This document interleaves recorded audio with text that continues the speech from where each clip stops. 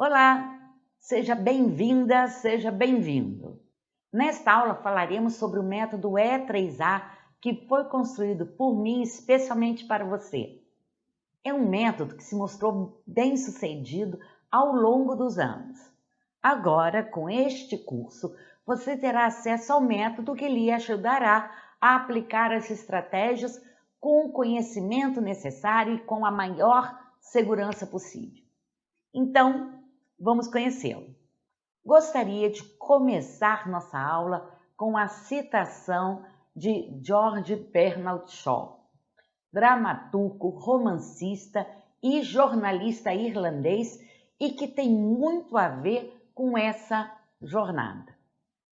O progresso é impossível sem mudança, e aqueles que não conseguem mudar as suas mentes não conseguem mudar nada.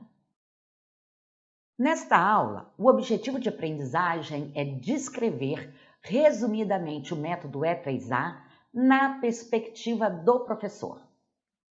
Para começar, eu preciso que você me responda uma pergunta, mas só vai dar certo se você responder essa pergunta de forma automática, sem pensar. Imagine que eu te perguntasse, por exemplo, que refri. Você nem esperou eu terminar a palavra e já teria completado na sua mente, já teria provavelmente pensado em refrigerante, né? E a sua mente produziu uma imagem. Bom, ok. É dessa forma que eu preciso que você responda a pergunta, sem pensar. A primeira coisa que lhe vem à mente. Então vamos lá? Qual é a sua profissão? Ok. Vamos refletir sobre isso. Nas instituições de ensino que visitei e que fiz essa pergunta, olha que dado interessante. 75% dos respondentes falaram que sua profissão é a da área de formação.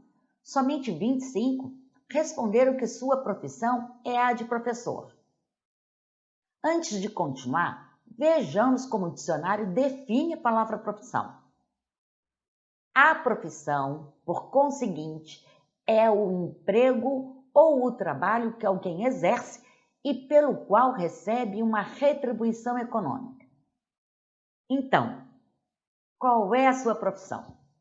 Talvez a resposta que mais possa fazer sentido seria: eu sou arquiteto e professor, sou engenheiro e professor, sou médico e professor, ou sou professor de engenharia, professor de direito, professor de medicina veterinária.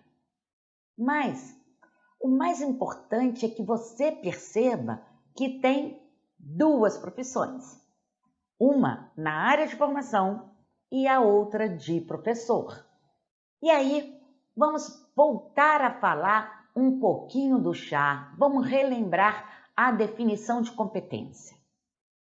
Competência é uma combinação de conhecimentos, habilidades e atitudes expressa pelo desempenho profissional dentro de um contexto social, econômico, cultural e ambiental, que agrega valor à pessoa e à sociedade. Talvez essa imagem faça sentido, onde o azul representa as competências comportamentais, como, por exemplo, comunicação, gestão de conflitos, liderança, colaboração, criatividade, resolução de problemas e outros. Com relação à competência técnica, nós temos uma espécie de divisão, porque lembrando, você tem duas profissões. O verde representa o saber científico e o saber técnico da sua formação. E o laranja representa o saber científico e o saber técnico da docência. Aí vale a pena a gente estabelecer uma diferença entre os saberes, entre os conhecimentos. Por exemplo, saber da vida é a vivência espontânea, o senso comum. O conhecimento científico é o conhecimento racional e o conhecimento técnico é o saber fazer, é a operacionalização, é onde eu sigo um método.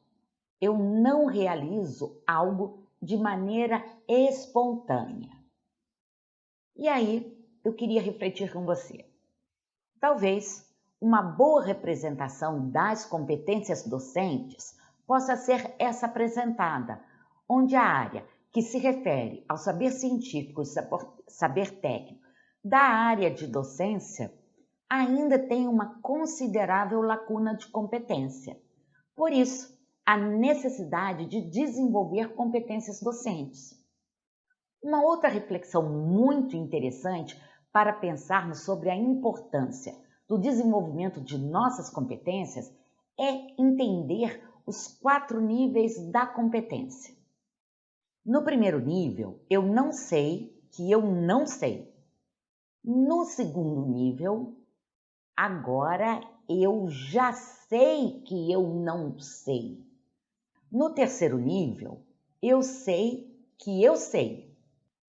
E no último e quarto nível, eu não sei que eu sei.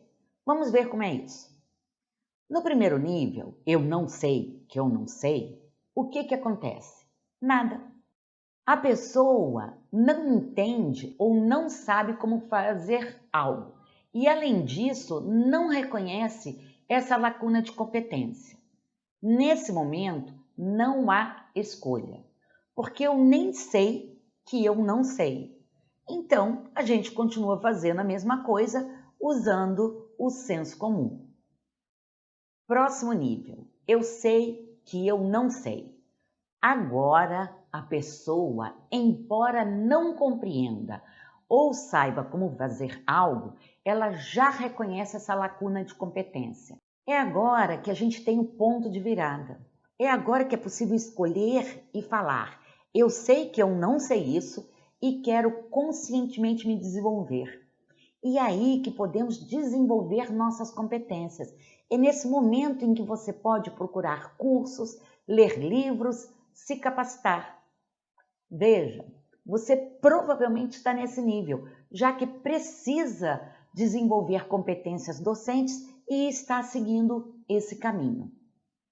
E aí que você vai conseguir ir para o terceiro nível. Eu sei que eu sei.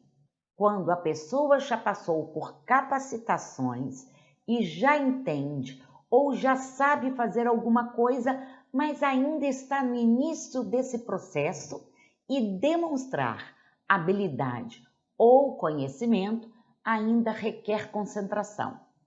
Aí fazemos com cuidado porque ainda não temos um domínio daquela habilidade. Um bom exemplo é quando aprendemos a dirigir. No início, estamos preocupados em passar a marcha, olhar retrovisor, acelerar, enfim. Fazemos tudo com muita concentração e cuidado. Outro exemplo é esse momento que você está passando. Quando você for aplicar estratégias ativas, parar inicialmente com muito cuidado, já que ainda não domina essa habilidade. Bom, no quarto e último nível, temos o eu não sei que eu sei. Por quê? Porque o conhecimento e a habilidade já estão no sangue, como uma habilidade que se tornou quase como sua segunda natureza e pode ser executada com facilidade. Ainda no exemplo de dirigir, depois de um tempo a gente nem percebe que está passando marcha, que está olhando no retrovisor, que acelera ou freia. Isso porque já adquirimos bastante prática. E aí eu retorno à imagem do saber da vida em contraposição com o saber científico e saber técnico. É somente quando a gente sai do primeiro nível, eu não sei que eu não sei, e passa para o segundo nível, eu sei que eu não sei, é que de verdade a gente tem uma escolha. E qual é a escolha no nosso caso? É a gente sair do senso comum e ir para o conhecimento técnico e conhecimento científico no que tange a área de educação. Agora você tem a escolha de entrar em sala de aula conhecendo sobre o processo de ensino-aprendizagem, conhecendo sobre estratégias e sabendo aplicá-las e avaliá-las. Não porque você acha legal, como muitas vezes aconteceu no passado, que o professor acha que aplicar um trabalho em grupo é muito legal, porque quando ele era aluno, também gostava quando seus professores faziam isso. Não.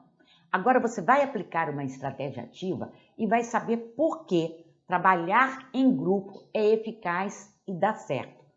E, sobretudo, como aplicar e avaliar. Então eu saio do muito legal, eu saio de uma aula dinâmica que eu acredito que é boa, eu saio da minha crença para um conhecimento mais racional. E vou saber fazer, e vou saber operacionalizar, e não realizar algo de maneira espontânea. Agora eu seguirei um método. Bom, falando de método, vou apresentar o método E3A na perspectiva do professor. A partir do momento em que você está consciente de que tem duas profissões, é possível o desenvolvimento das competências docentes e, como consequência, perceber que a aplicação de estratégias ativas em sala de aula favorece o processo de ensino-aprendizagem. Dessa forma, trabalhamos a perspectiva professor. Veja agora o esquema geral do método E3A, que contempla 3 perspectivas: professor, aluno, processos e ferramentas. Cada perspectiva tem seus resultados esperados. Na de professor, os resultados esperados são assumir que possui 2 profissões e que precisa desenvolver as competências docentes. Reconhecer que a aplicação das estratégias ativas em sala de aula contribui com efetividade para aumentar o desempenho do aluno. Na perspectiva do aluno, os resultados esperados são assumir seu papel como protagonista principal na construção de seu aprendizado. Reconhecer que precisa desenvolver suas competências técnicas e comportamentais. Reconhecer que a aplicação das estratégias ativas em sala de aula contribui com efetividade para aumentar o seu desempenho como aluno. Na perspectiva processos e ferramentas, os resultados esperados são saber conceituar as estratégias trabalhadas e descrever resumidamente suas etapas. Saber aplicar e avaliar as estratégias utilizando as orientações do método E3A, analisando o perfil da turma e fazendo adaptações quando necessário. Dessa forma, tenho certeza que você estará apto a trabalhar adequadamente com as estratégias ativas em suas aulas. Na próxima aula, abordaremos a perspectiva aluno, que é de extrema importância. Eu diria fator decisivo para que todo esse processo possa dar certo e influenciar, inclusive, a nota do MEC, do ENAD, no seu curso. Lembra desse depoimento? Olá, eu sou a professora doutora Maria Cristina Costa Rez, coordenadora do curso de Medicina Veterinária da Unifenas. Eu conheci a doutora Regina através da sua expertise em metodologias ativas. E logo que eu assumi a coordenação, eu tinha vários desafios para que nós obtivéssemos êxito nas avaliações do ENAD e na avaliação do MEC.